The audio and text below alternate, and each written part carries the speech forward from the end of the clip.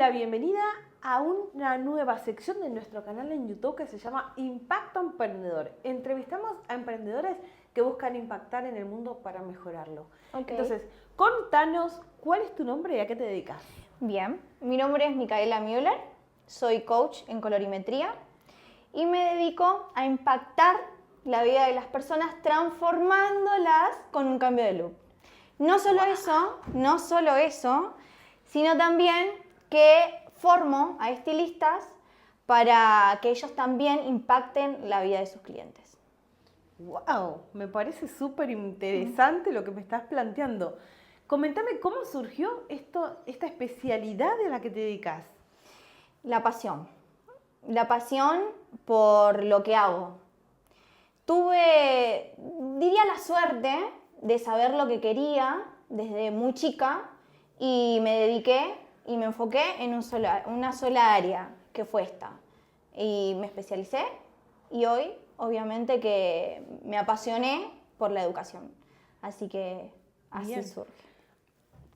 Por desconocimiento te pregunto un poco, ¿qué estudiaste, qué herramientas buscaste como para llegar a ser la profesional que sos hoy? Ok, desarrollo personal fue clave para entender hacia dónde quería ir, cuáles eran mis objetivos y lo que quería hacer de mi vida, en primer lugar. Entender que de la manera como iba a actuar, iba a impactar la vida de mi familia también, de mi gente. Entonces me apasioné haciendo lo que básicamente hago hoy, ¿no? Que es cambiar el look de las personas y bueno, y así. Te rapaste. Bueno, sí, me fui de... Bueno, para. Me fui de la... Editemos, chicos. Bueno, y las herramientas...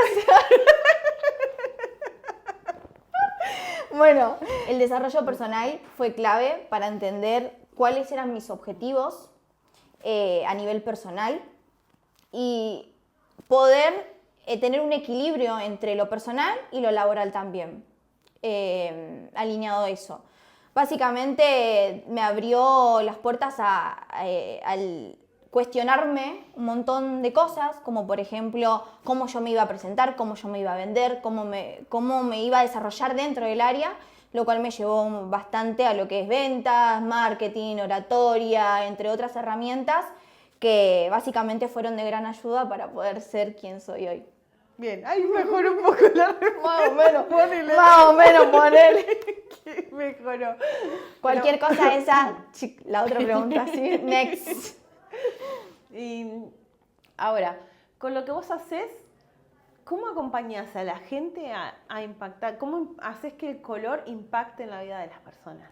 Bien, en primer lugar entendiendo que la persona que llega, vamos a hablar del cliente final, ¿no? Porque yo tengo dos públicos, tengo mi público, el cliente final, que es que mi cliente llega a mi silla y transformo su visual, y por otro lado tengo al estilista que lo acompaño y lo llevo a que él pueda hacer lo mismo que yo hago.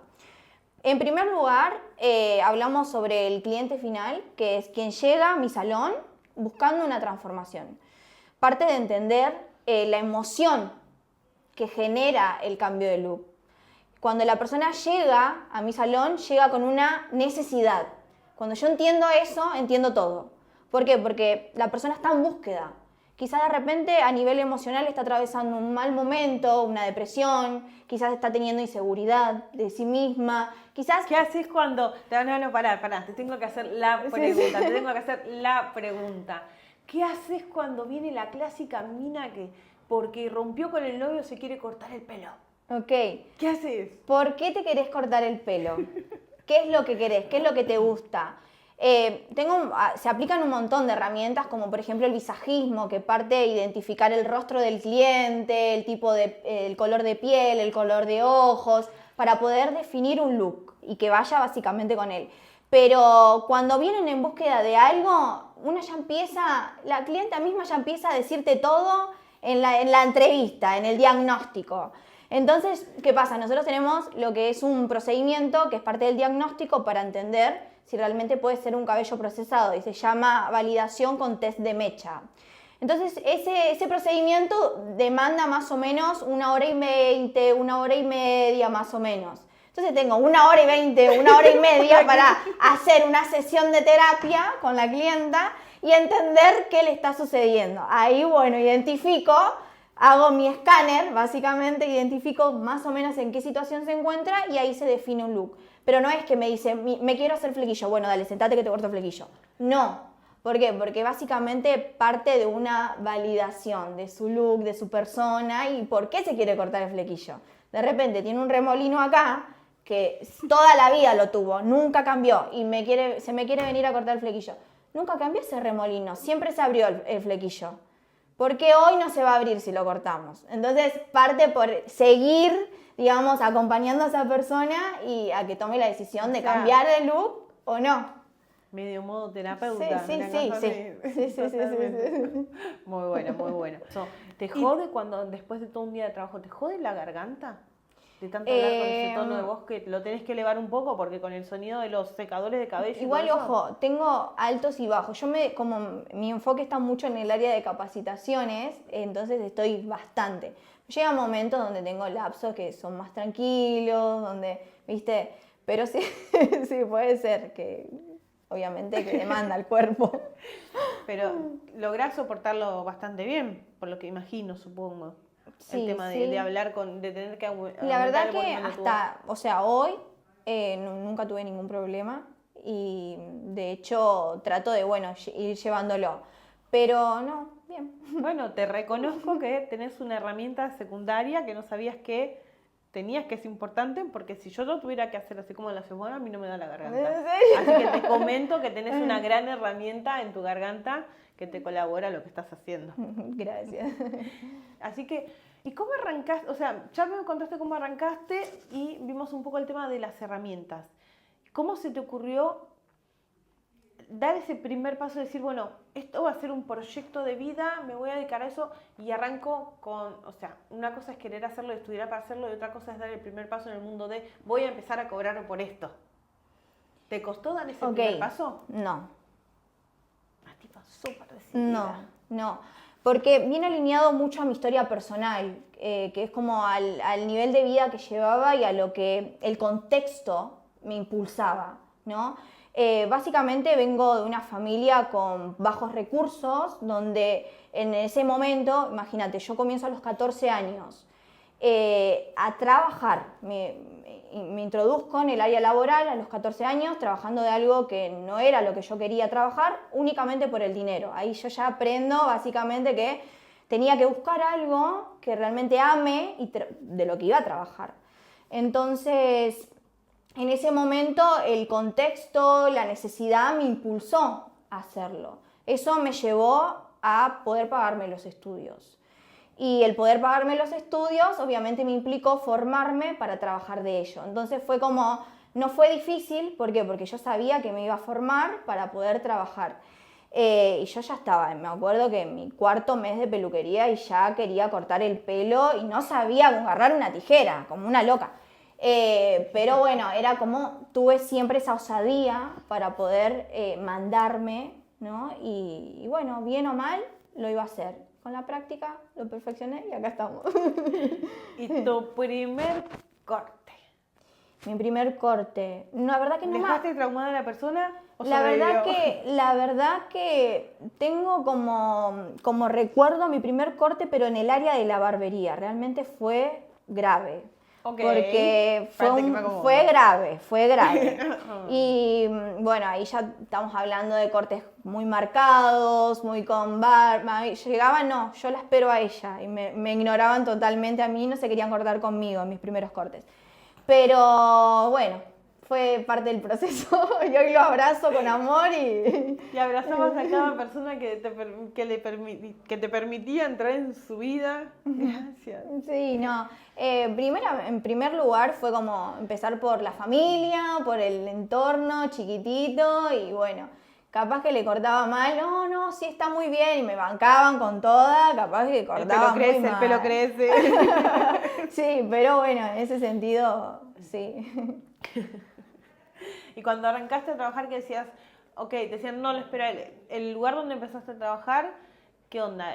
¿Arrancaste a trabajar así por comisión? ¿Te contrataron y te tomaron a prueba sin pago por un tiempo? Bien. Porque viste que hay gente, por ejemplo, yo cuando cuando estudiaba manicuría, me recibí y me tomaron por un tiempo a prueba. Yo tenía como que aprobar para que me empezaran a pagar, o sea que laburaba gratis un tiempo y después nunca me tomaron. ¿Cómo fue tu primera experiencia? Okay. Bueno, ¿qué sucede? Yo cuando termino mi curso de peluquería, yo ya estaba como una loca queriendo trabajar a toda, pero era menor de edad todavía, entonces no podía trabajar en ningún lado. Entonces me hice mis clientas. Empezó por la familia, me fueron recomendando y ahí yo ya abrí la parte emprendedora, a gestionar mis turnos, paralelamente asistiendo al secundario en ese entonces. Entonces fue como que yo ya ahí entré en el área emprendedor y de ahí no salí. Claro. Ya conocí el área emprendedora y ya está. Cuando tengo la introducción en mi primera peluquería, fue que vi un cartelito y fui, me presenté y ya, y empecé como peluquera. La remuneración no era la misma, yo ganaba más trabajando a domicilio que trabajando en una peluquería, pero yo sabía y era consciente de alguna manera que adquiría mucha experiencia, que era parte también de esa etapa de crecimiento, yo poder adquirirla trabajando en. O sea que como que invertiste parte de tus ingresos dejando de ganarlo para poder estar en la peluquería, para adquirir esos otros conocimientos que en una academia de peluquería no te enseñan. Claro. Porque no es lo mismo lo que estudiás con salir a la calle y ejercer, ¿no? Total. ¿Qué es lo que sucede? Yo trabajaba a domicilio, pero no tenía tanta recurrencia de gente. Tenía una acá, otra allá, salía del colegio, me iba a la casa de la clienta, le hacía el color y así sucesivamente. Y en el salón ya es otro movimiento, porque vos estás hablando de una peluquería a la calle, donde en ese momento, ¿no? Entraban y salían clientes a toda hora. Entonces vos tenés cierta demanda, estás cortando el pelo al primero y se te juntaron dos atrás. Entonces fue como adquirir esa experiencia es la que te enriquece más por sobre todas las cosas. Totalmente, sí. Además, adquirir mucha más práctica, vas entendiendo más cómo es un negocio que está estructurado, porque un negocio que tenga un local tiene que estar un poco más estructurado que lo que hacías vos anterior. Entonces, totalmente. Entender que ya parte mucho de gestión, de poder abarcar un montón de otros costos y demás, a comparación de trabajar a domicilio, ¿no? Ok. ¿Y cómo empezó a encajar esto del mundo del desarrollo personal dentro de esto que estabas haciendo? Veía, en primer lugar, era una chica que tenía muchas inseguridades. Entonces yo no me podía sacar una selfie, no podía grabar un video, no podía hablar fluidamente, me costaba bastante. Entonces empecé a ir en búsqueda de esa información que me ayude a poder desarrollarme, a poder fluir. Empecé a trabajar mucho desde esa parte, donde empecé a derrumbar muchas creencias, muchas cosas. ¿Las trabajaste cómo? ¿Haciendo algún curso? Leía libros, libro? leía muchos libros, en ese momento leía muchos libros, mi soporte era YouTube, full, y bueno, de ese modo, porque los libros fueron claves.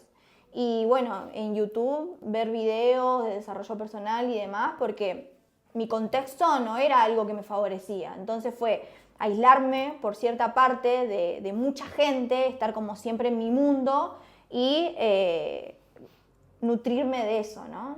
De esa otra información que había afuera. Totalmente. Muy lindo. Bueno, te agradezco mucho que nos hayas permitido conocerte y conocer esto que estás haciendo. Y me gustaría que dejes a la gente para lo que es esta sección de nuestro canal de YouTube, un mensaje para esas personas emprendedores como vos, que están buscando, que están dando su paso inicial en el mundo del emprendimiento, tratando de mejorar el mundo, una o varias personas a la vez. ¿Qué mensaje le darías para que sigan adelante? Ok. El camino es muy solitario. El camino es solitario y es parte del proceso para poder alcanzar algo. Entonces, es clave empezar a rodearse de las personas correctas, crear contextos donde me impulsen a poder surgir, a poder salir. Van a haber muchas personas que te van a decir no vas a poder, ¿para qué lo haces? Que no salgas, o apostando totalmente a que no salgas de tu zona de confort. Entonces es como que lidiar con eso es fuerte. No desistir, no desistir. Básicamente parte de soñar y comenzar a trabajar para que eso se haga realidad. Haciéndose las preguntas correctas, uno va a obtener las respuestas correctas por sí mismo y va a poder salir. Totalmente. Bueno, muchas gracias a vos por haber participado de esta entrevista. Muchas gracias a ustedes por estar del otro lado y nos vemos en un próximo video.